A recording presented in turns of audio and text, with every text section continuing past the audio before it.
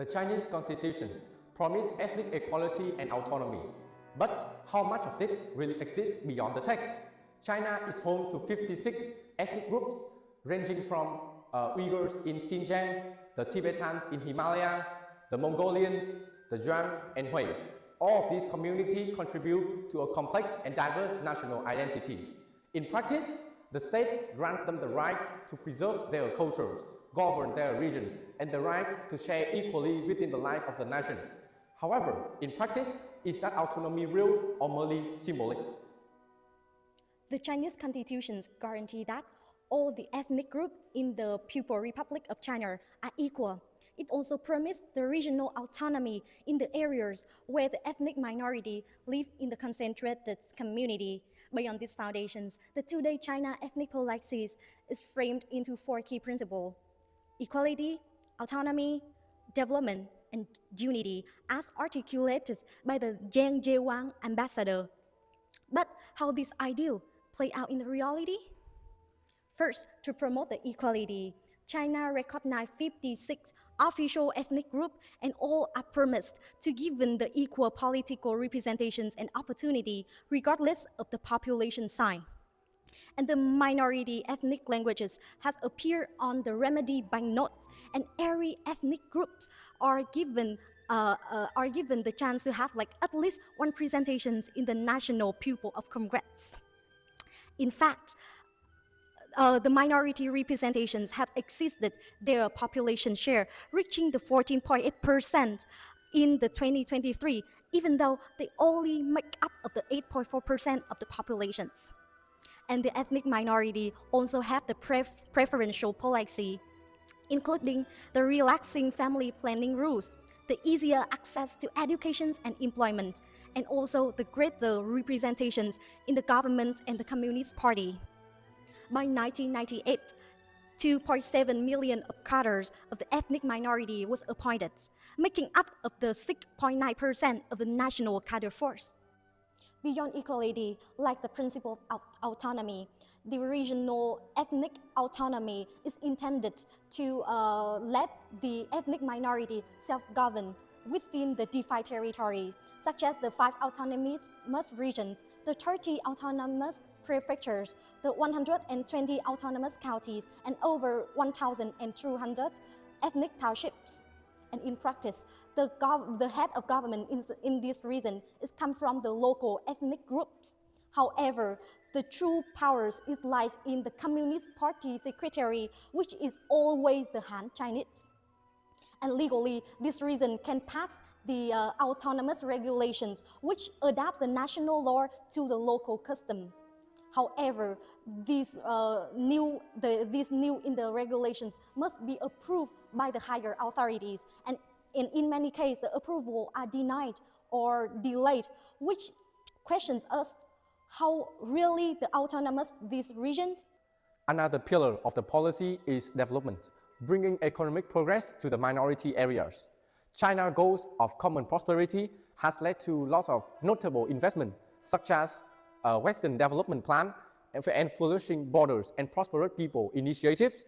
Here I note down some of the key achievements. With the Uyghur ethnic minorities, their population has grown from 2 million to 12 million, and the life expectancies increased from 30 to 74.7 years old. And also with the Tibetan groups, their population has grown from 1 million to over 3 million, and also the life expectancy has doubling to even over 72 years old.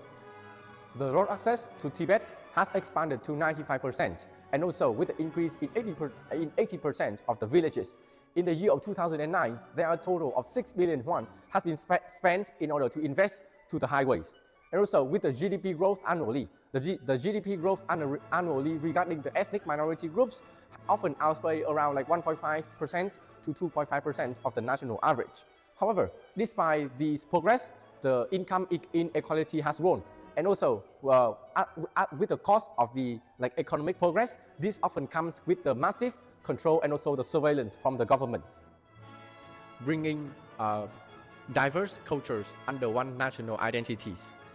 China is home to 28 written and 72 spoken languages, as well as 144,000 registered religious sites. The majority of the ethnic minorities are seen as integrated into mainstream Chinese societies. Mandarin is promoted as the pathway for socio-economic development. However, this integrated process has never been smooth at all. In groups like Tibetans or Uyghurs, challenges still appear due to the historical integration delay, the strong influence of the religious practice, and also with the influence internationally from the Dalai Lama and also with the Turkish nationalism. So, due to the framework, you can see the China ethnic legacy appear to inclusive and develop-oriented.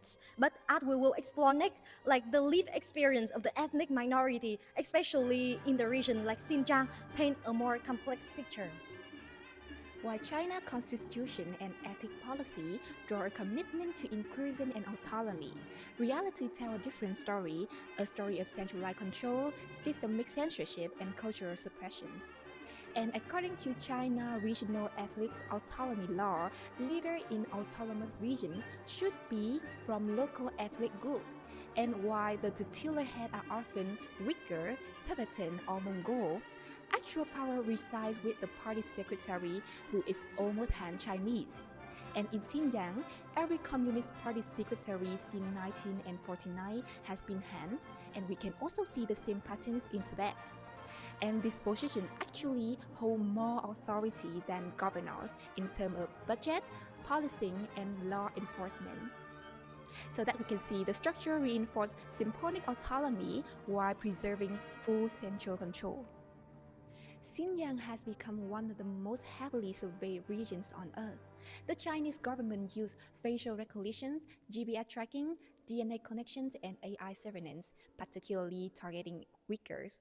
And a report found that the integrated joint operation platform in Xinjiang flagged individuals for activity like entering through a back door of a home, avoiding social contact, or using more electricity than neighbors. China also censored Uyghur language content online. For example, social media accounts posting religious or cultural content in Uyghur have been suspended or deleted. And in 2017, authorities removed over 10,000 Uyghur material from Chinese platforms, including poetry, music, and religious sermons. China's government has implemented extensive religious and cultural suppression policy targeting minority ethnic groups, particularly Muslims such as the Uyghurs in Xinjiang, as well as other ethnic and religious minorities across the country.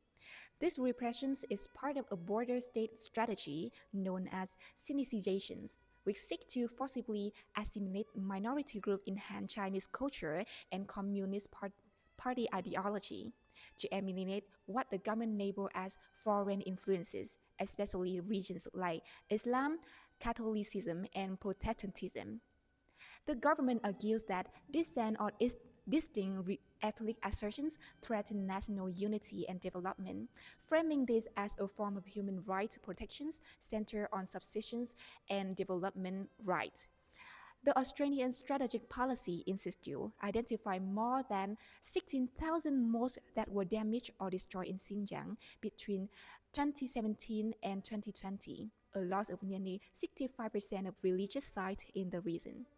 Religious places are redesigned to incorporate approved architecture and propaganda, such as replacing religious imagery with image of President Xi Jinping in churches.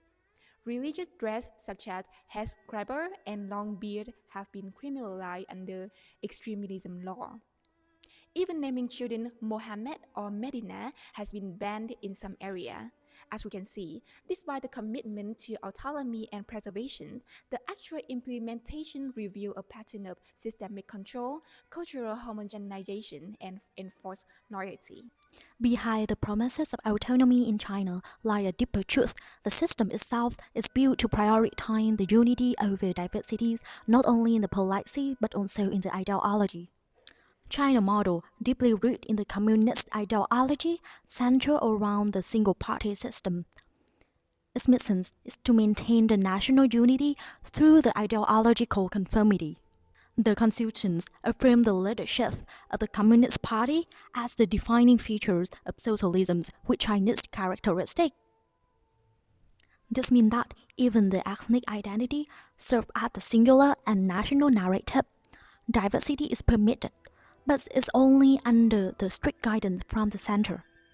In Xinjiang, local laws are technically allowed to differ, but in practice, any minor difference from the national ideology, be it religious, linguistic, or political, labeled as the separatisms or extremisms. In this system, loyalty to Communist Party come before the cultural preservation. Now, construct that with some of the federal system like United States or India, where the subnational unit enjoy the constitution's protections for the cultural and political autonomy.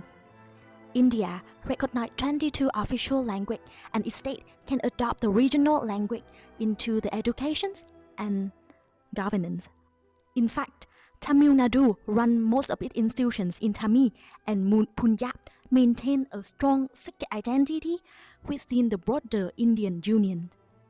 In US, Native American tribes have the right to self-govern in areas like law enforcement and education. Some also may have their own court system, whereas the federalisms consider the cultural expressions as a form of strength.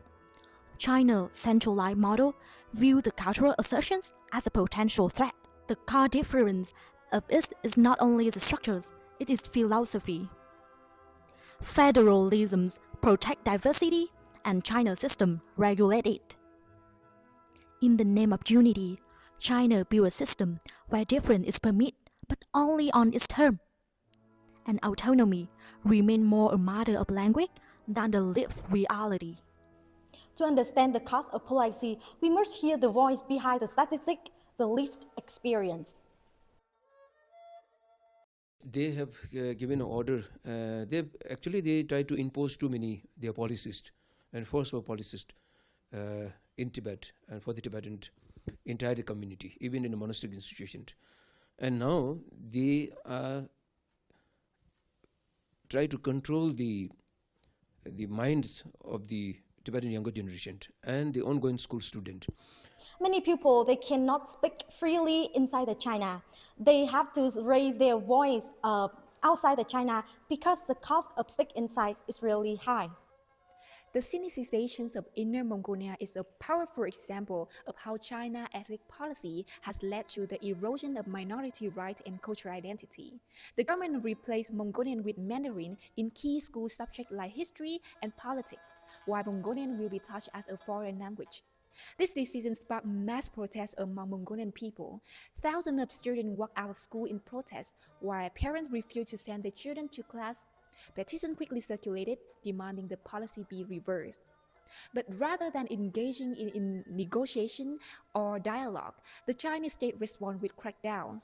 Protesters faced surveillance, house arrested, expulsion from school, job loss, and ideological campaign promoting ethnic fusion. And since 2023, the Chinese Communist Party has changed Inner Mongolian culture to Northern Frontier culture as a way to redefine the regions as a peripheral extension of Han Chinese civilization. Academic institutions and propaganda outlets have embraced this narrative, marginalizing Mongolian voices in the process. The use of language as a political tool to reshape identity exposes a fundamental mismanagement of Chinese government. Маань одоо голомт нь байгаа шүү дээ хэл соёлын. Бид нар ч бас устгуулсан шүү дээ. Ингээ хэл соёлын маань устгахлаар Монгол үндэстэн мөхнө гэдгийг монголчууд ойлгох хэрэгтэй. Монгол үндэстэн гэхлээр энэ том юм ярьж шүү дээ. Монгол улсын тухай биш. Даяар одоо энэ дэлхийгээ тарна суурьсан одоо Монгол туурхтангууд бүгд одоо ингээд их хэл соёлоо алдвал бид нар хэнч болно.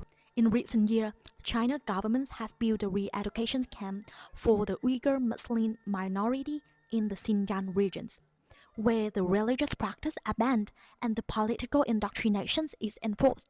In those camps, Uyghur detainees are forced to learn the Mandarin Chinese, memorize Communist Party slogans, and attend the daily thought reform sections, where they must denounce Islam and pledge loyalty to the Chinese state. Religious practices such as praying, fasting during the Ramadans, or even processing a Quran are strictly prohibited. detainees report being punished for speaking their native language or refusing to sing the patriotic songs. In addition to mental coercions, many face some physical abuse, sleeping deprivations, overcrowding, and unsanitary living conditions. Former inmates have also described the case of forced labor, sexual abuse, and the use of torture, making the camps not the central for their educations, but the tool of systematic cultural and psychological repressions. China government has strategically weaponized the religions in its re-education camps to control and assimilate the minority ethnic groups, particularly the Uyghurs. While the Chinese constitutions guarantee freedom of religions and equality for all the ethnic groups, the government actions contradict the promises.